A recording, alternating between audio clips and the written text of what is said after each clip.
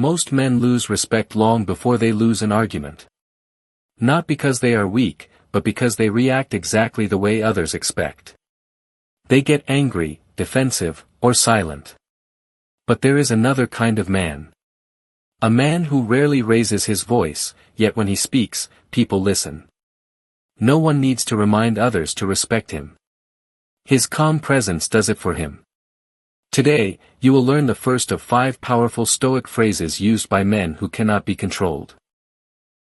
These words were shaped by Marcus Aurelius, Epictetus, and Seneca, men who faced power, cruelty, and pressure without losing themselves.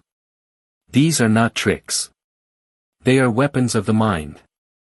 And the final phrase may completely change how people treat you. Think about the last time someone made you feel small. Maybe a coworker embarrassed you in front of others. Maybe a partner used words that cut deep. Maybe a stranger decided you were an easy target. What did you do? Most people choose one of 2 paths. They stay quiet and carry the pain all day, or they explode and give the other person exactly what they wanted, proof that they can control their emotions. Both reactions lose. The Stoics understood something many people still don't.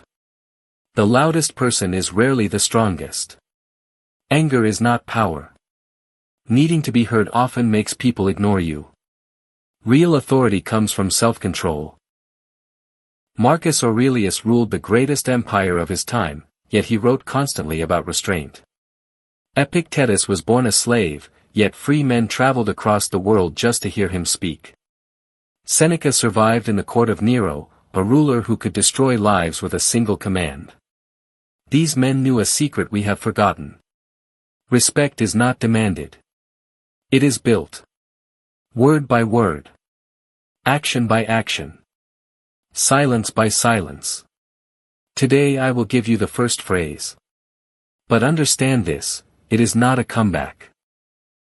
It is not designed to humiliate anyone. The Stoics believe that winning while losing your dignity is still defeat. This phrase works because it comes from inner strength. Imagine Rome around 60 AD. Epictetus lives as a slave in the house of a powerful man. History suggests he suffered cruelty and permanent injury. Yet he refused to become bitter. Instead, he developed one of the most powerful ideas ever taught. Some things are under your control.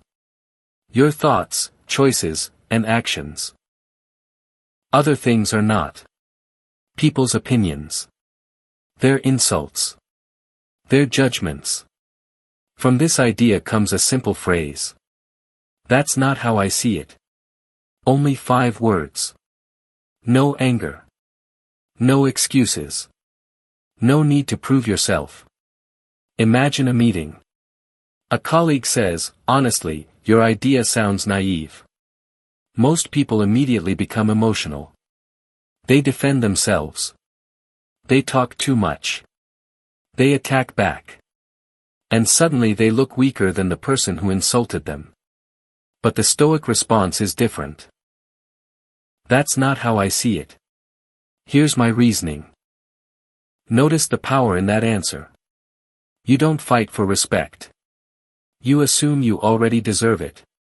You treat the insult as what it really is, an opinion, not a fact. Epictetus taught that people are not disturbed by events. They are disturbed by the meaning they attach to those events. An insult only becomes painful when you decide it defines your value. When you say, that's not how I see it, you refuse to hand over control of your self-worth. You quietly communicate something powerful. You have your opinion. I have mine. Neither of us needs permission to hold it. Think about the strongest people you know. Criticism rarely shakes them. Why? Because they separate what happened from what it means. Someone's words are just words. They do not decide who you are. Epictetus taught his students to imagine insults as small stones. Someone throws one at you. It hits your clothing and falls to the ground. It never reaches your skin. Why? Because you never chose to catch it. The next time someone tries to provoke you, online, at work, or at a family gathering, remember this phrase. That's not how I see it. Something interesting will happen. The other person expects a fight or surrender. Instead, they get calm confidence. And nothing frustrates an aggressor more than discovering their weapon no longer works. Remember these 5 words. Because the next phrase is even more powerful. Powerful men do not waste energy defending themselves. They set boundaries and move forward. Marcus Aurelius understood this better than anyone. Unlike Epictetus, Marcus was not a slave. He was the Roman emperor, the most powerful man in the world. Yet his life was filled with pressure. War, disease, betrayal, political games, and personal loss followed him constantly. He buried children, fought endless battles, and dealt with people who challenged him every day. But each night, alone in his tent, Marcus wrote reminders to himself. Not for history. Not for fame. Only for himself. One lesson appeared again and again. People will be selfish, jealous, dishonest, and unreasonable. Expect it. Do not let it disturb your peace. From that lesson comes the second phrase. I understand you're upset. I'm still going to finish. Simple. Calm. Powerful. The first half is important. I understand you're upset. This is not surrender. It is not weakness. It is acknowledgement. You recognize their emotions without becoming controlled by them. Most arguments grow because people feel ignored. The moment someone feels heard, their emotional grip weakens. Then comes the boundary. I'm still going to finish. No apology. No excuses. No long explanation. You simply continue. Most people fail here. They either give in and abandon what they were doing, or they become defensive and create a bigger conflict. Marcus followed a third path. He believed another person's behavior should never control your standards. One of his greatest lessons can be summarized like this. The best revenge is refusing to become like the person attacking you. Imagine you're presenting an idea at work. Halfway through, someone interrupts. This is a waste of time. We've already tried this. Most people freeze. Others attack back. Both lose control. The Stoic response sounds different. I understand you're frustrated. I'm still going to finish explaining this, and then I'd like to hear your concerns. Notice what happens. You don't fight. You don't submit. You lead. The room immediately sees who is emotionally stable and who is not. This is what made Marcus different. During the Antonine Plague, millions died across the empire. Fear spread everywhere. People were angry, desperate, and unpredictable. A weaker ruler would have ruled through fear. Marcus chose discipline. He understood that true character is revealed when everyone around you is losing control. That is the deeper meaning behind this phrase. I understand you're upset. I'm still going to finish. It is the mindset of a person who has decided that other people's emotions will never control his actions. Use this phrase with people who rely on anger to get their way. Something interesting happens. The moment they realize their anger no longer changes your behavior, the anger loses its power. Their strategy fails. And often, they calm down without you ever fighting back. Now we arrive at the third phrase. This one comes from Seneca, a man who survived one of the most dangerous political environments in history. Seneca advised Nero, a ruler known for cruelty, unpredictability, and paranoia. Every day was filled with manipulation, jealousy, and hidden agendas. In that world, survival depended on seeing what others missed. Not the words. The intention behind the words. And that brings us to the third phrase. I notice what you're doing. This phrase is different because most disrespect is not obvious. It comes disguised. A fake compliment. A sarcastic joke. A coworker who repeatedly leaves your name out of important conversations. A friend who embarrasses you while pretending to laugh. These people depend on one thing. Plausible deniability. They want to hurt you without being held responsible. The moment you calmly name the behavior, their advantage disappears. I notice what you're doing. No anger. No accusations. No argument. Just awareness. You are sending a message. I see the game. And I refuse to play by your rules. Seneca often wrote that suffering grows when we refuse to see reality clearly. Many people notice manipulation but pretend not to because confronting it feels uncomfortable. But hidden disrespect survives only in darkness. The moment light reaches it, it weakens. Think about that relative at a family gathering who smiles and says, "Wow, you're still working that job." Everyone hears the words. But you hear the message behind them. The question is not really about your job. It's about making you feel smaller. And this is exactly where the third phrase becomes dangerous. Imagine that same family gathering.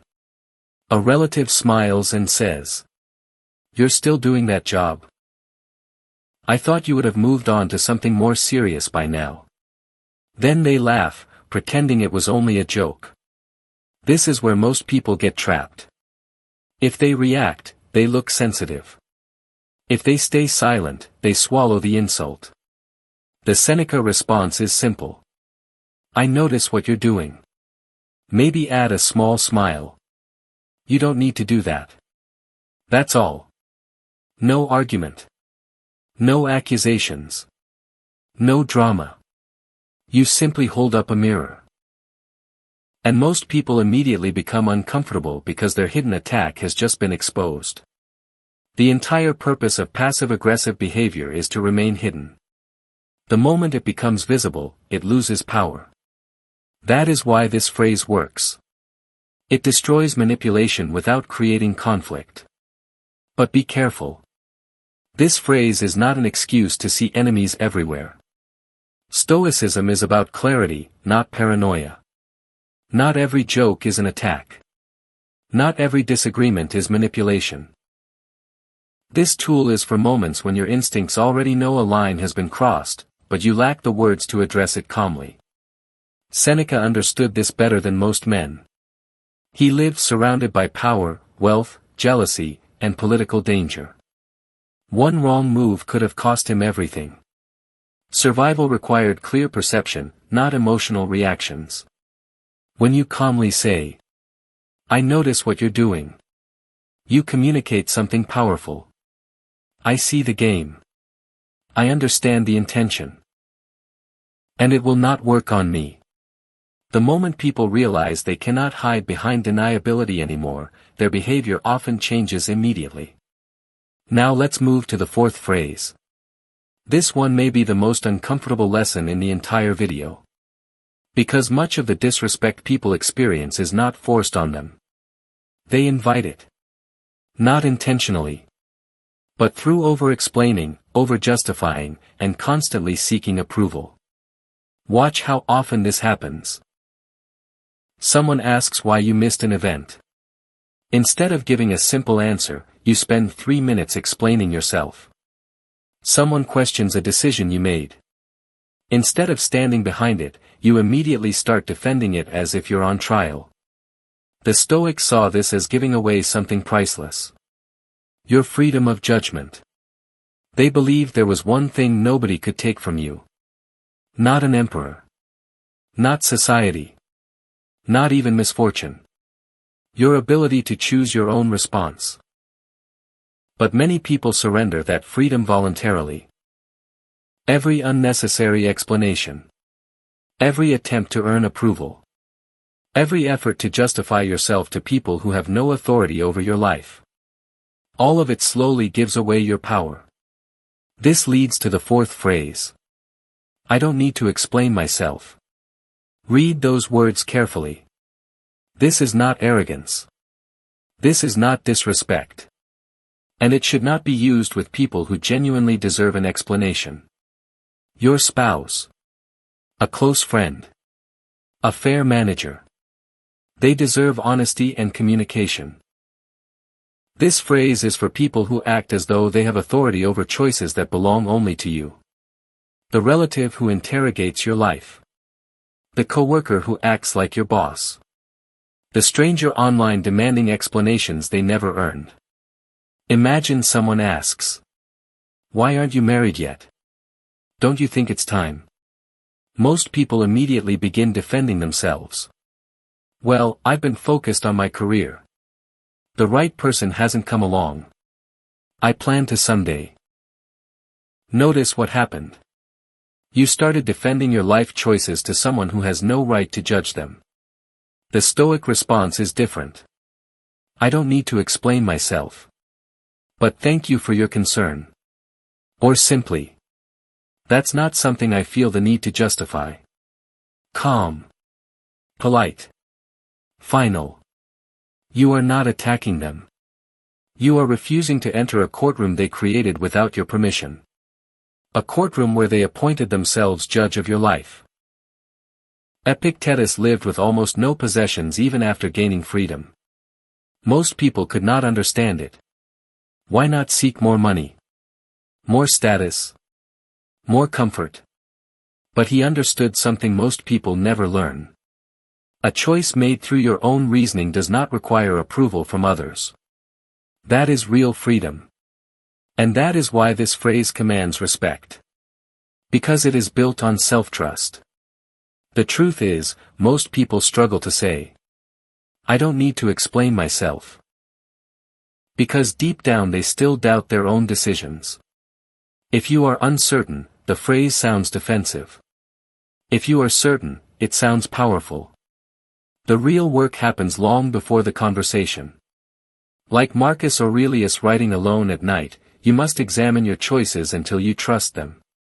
Once you trust your judgment, confidence stops being an act. It becomes natural. And now we arrive at the fifth and final phrase. The strongest phrase of them all. Because everything so far has focused on responding to disrespect. This final phrase operates at a higher level. It changes how you see rejection, criticism, and judgment before they ever have a chance to hurt you. The phrase is this. "Then that's their loss, not mine." This is the final armor. Now we arrive at the final phrase. The strongest one of all. Because real Stoic power is not found in clever responses. It comes from a complete shift in where you place your self-worth. Here is the truth most people never fully understand. All four previous phrases can fail if this final principle is missing. You can calmly say, "That's not how I see it," and still spend the entire night replaying the conversation. You can confidently say, "I understand you're upset. I'm still going to finish," and still feel broken inside afterward. Why? Because the words are not the armor. The armor is what exists beneath them. The final phrase is, "Then that's their loss, not mine." Marcus Aurelius understood this deeply. Despite being emperor, he was criticized, doubted, and betrayed by people he trusted. One of his own generals, Avidius Cassius, rebelled and declared himself emperor. Imagine that betrayal. A man you trusted deciding the world would be better without you. Yet when the rebellion failed and Cassius was killed by his own men, Marcus did not celebrate. History tells us he felt sorrow more than satisfaction. He wished he could have spoken with him. Perhaps even forgiven him. Think about the strength required for that response. Most people would choose anger. Marcus chose perspective. Why? Because his worth was never tied to another person's actions. And that is the foundation of this final phrase. When someone insults you, rejects you, mocks you, or betrays you, the first question most people ask is, "What's wrong with me?" The Stoics rejected that idea completely. They understood that another person's behavior reveals their character, not yours. Cruel people reveal cruelty. Dishonest people reveal dishonesty. Insecure people reveal insecurity. Their actions are information about them, not evidence against you. That is why this phrase is so powerful. Then that's their loss, not mine. You refuse to carry responsibility for a problem that never belonged to you. Imagine you spend months building something. A business. A project. A dream. Then someone publicly says, "This is amateur. I don't know why you even bothered." The real pain is not the insult. The real pain is the fear that they might be right. But Stoic wisdom offers a different view. You do not control how people judge your work. You only control the honesty of your effort. If you gave your best, worked with integrity, and stayed true to your standards, then someone else's failure to appreciate it is not your failure. It is their limitation. Their blindness. Their loss. Not yours. Notice something important. This phrase does not require you to prove them wrong. It does not require revenge. It does not require approval. It simply removes their authority over your self-worth. That is freedom. The most unshakable people are not protected because they know perfect words. They are protected because they reached one powerful conclusion. My value was never up for debate. Epictetus taught that almost everything can be taken away. Your money. Your reputation. Your possessions. Even your physical freedom. But one thing remains yours. Your judgment. Your character. Your choice about who you become. Once that truth settles into your bones, these phrases stop feeling like techniques. They become your nature. The calm stops being an act. It becomes real. Now think back to the man we discussed at the beginning. The man who never raises his voice, yet everyone listens. He is not using tricks. He has already done the deeper work. The work Marcus Aurelius did alone at night. The work Epictetus did while living in slavery. The work Seneca did while surrounded by danger and political games. None of them demanded respect. They earned it by mastering themselves first. And that is where your journey begins. Not tomorrow. Today. Use one phrase. Just one. The next time someone expects you to react emotionally, refuse to give them what they expect.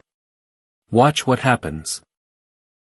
You will learn more from that single moment than from hours of theory. Let's remember the 5 phrases one last time. That's not how I see it. Protects your judgment. I understand you're upset. I'm still going to finish. Protects your boundaries. I notice what you're doing. Exposes manipulation. I don't need to explain myself. Protects your freedom of choice. And that's their loss, not mine. Protects your self-worth. Together, they form the mindset of a man who cannot be controlled. Before you leave, tell me this. Which of these 5 phrases do you need most right now? Not the smartest one. Not the toughest one. The one your life actually requires this week. Write it in the comments. And if this message gave you value, leave a like and subscribe for more Stoic wisdom transformed into practical tools you can use in real life. Marcus Aurelius often reminded himself of one simple truth. Life is short. The only question is what kind of person you choose to become. You do not need to be louder. You do not need to be feared. You do not need to chase respect. Master yourself. And respect will follow. Be calm. Be disciplined. Be unshakable.